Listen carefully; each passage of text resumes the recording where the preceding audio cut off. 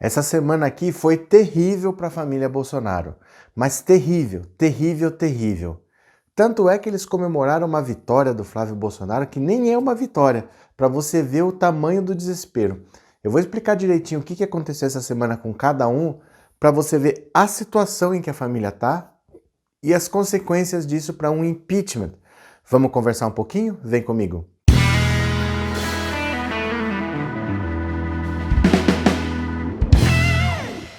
Olá, meus amigos, tudo bem com vocês? Que bom que vocês voltaram.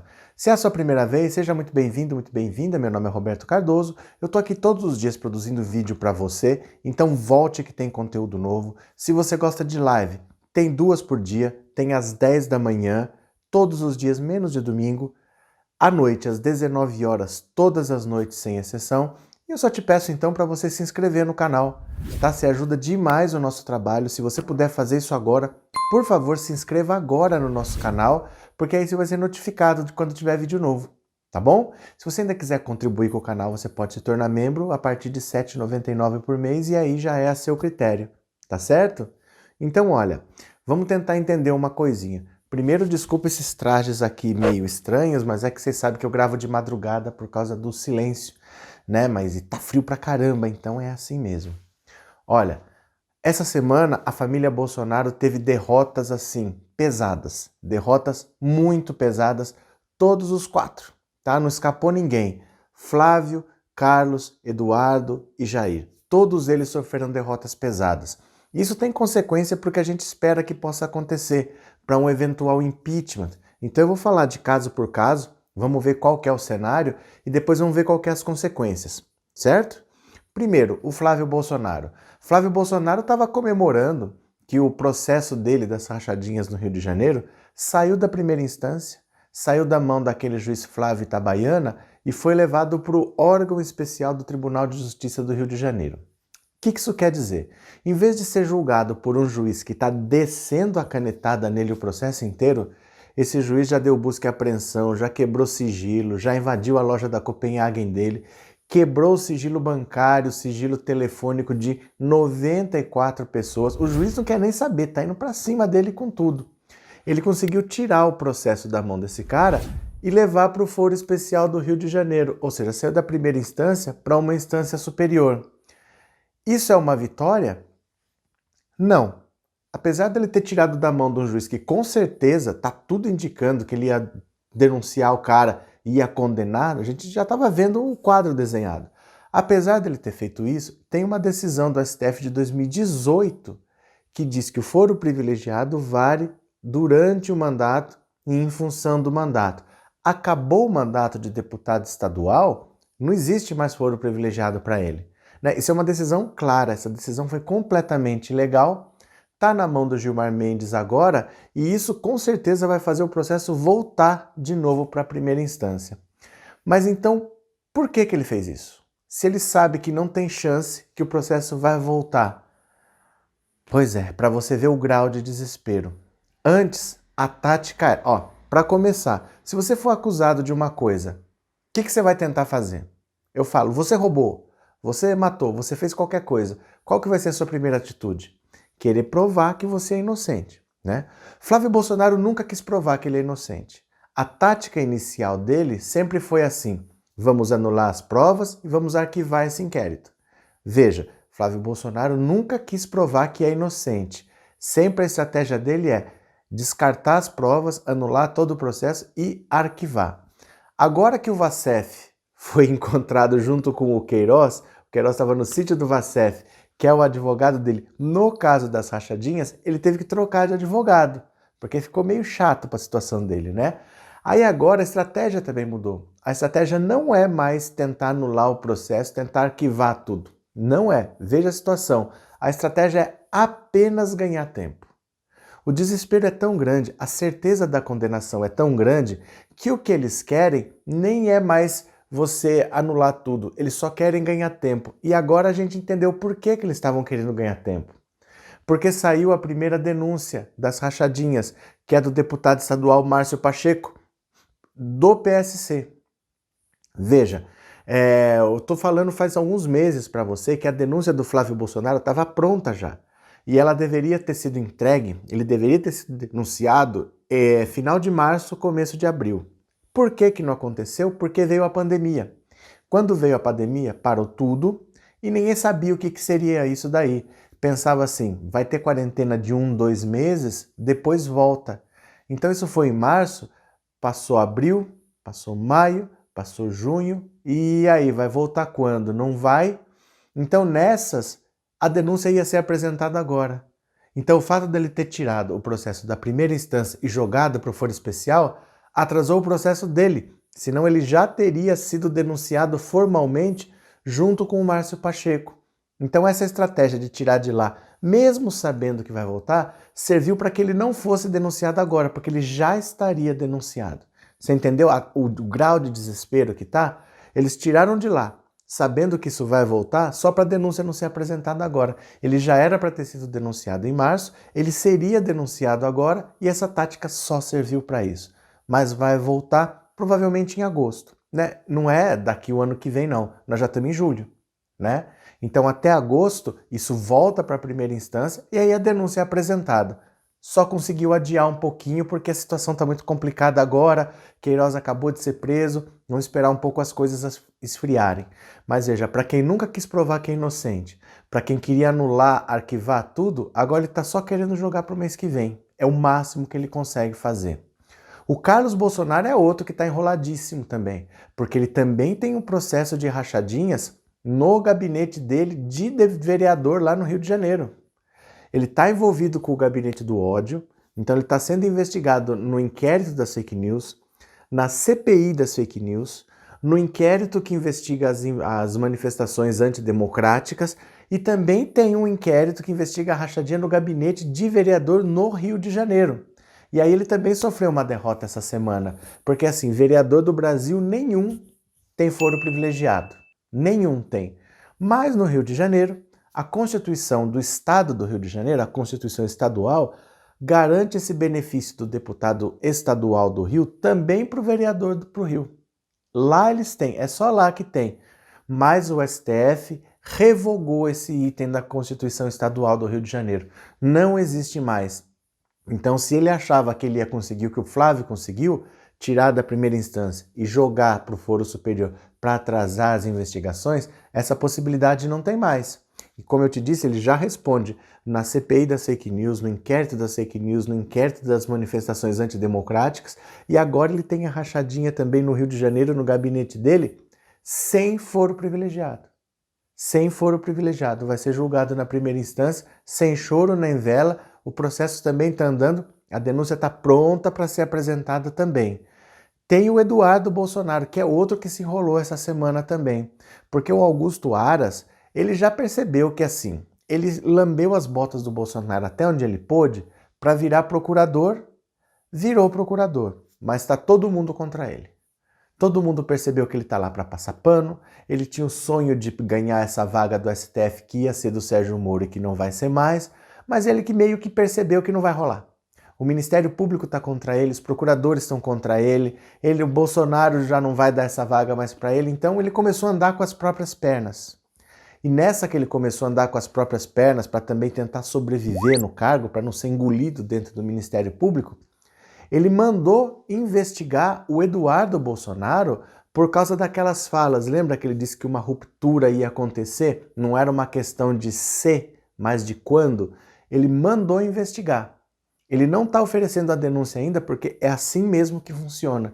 Ele precisa de provas, então ele mandou investigar, ele precisa substanciar essa denúncia, porque aí ele fala para o STF, olha, tenho que investigar esse rapaz aqui, ó, faz um inquérito aí.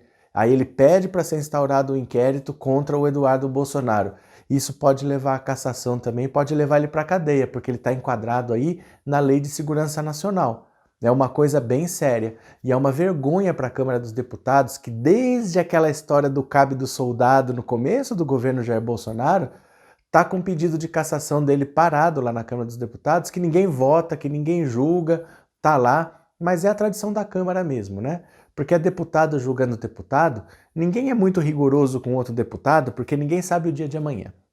Amanhã posso ser eu que estou sendo julgado, então hoje eu não vou ser rigoroso com ele, porque aí amanhã ele não é rigoroso comigo e as coisas ficam como estão. Mas agora não depende dos deputados, agora isso está na Procuradoria, indo para o STF. E aí ele pode ter o mandato cassado depois e preso por causa da Lei de Segurança Nacional.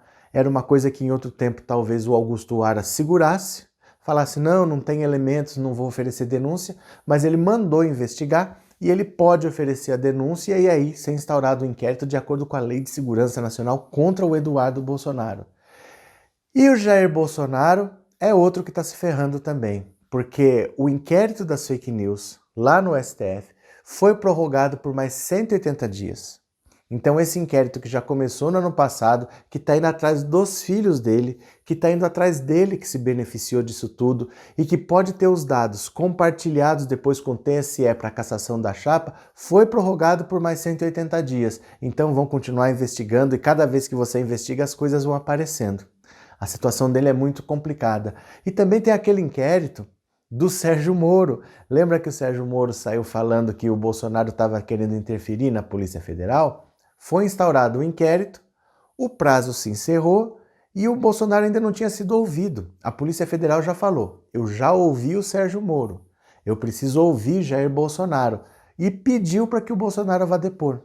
Ele pode depor por escrito ou pode depor presencialmente, sentar na frente do investigador da Polícia Federal e ter que responder as perguntas.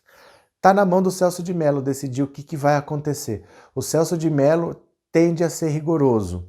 Então pode ser que a gente tenha Jair Bolsonaro humildemente, com o rabinho entre as pernas, sentado na frente do Celso de Mello, que é um cara que está para se aposentar e está querendo limpar a biografia dele, tendo que explicar assim, o que aconteceu, você interferiu, sim ou não, tendo que prestar satisfação, que é uma coisa que ele não gosta de fazer. Nesse quadro todo, então, está todo mundo enrolado. Será que a gente vai ter o impeachment? Isso acelera o impeachment? Isso acelera ou atrasa? Então, olha, para os filhos de Jair Bolsonaro, a situação está desenhada, porque as denúncias já estão no forno, é só serem apresentadas na justiça. O Flávio não tem como escapar nesse caso das rachadinhas. Não tem como escapar. O Carlos não tem como escapar também, porque ele tem 2 inquéritos do STF, mais uma CPI e mais um inquérito na Câmara nos pés dele. Também não tem como escapar.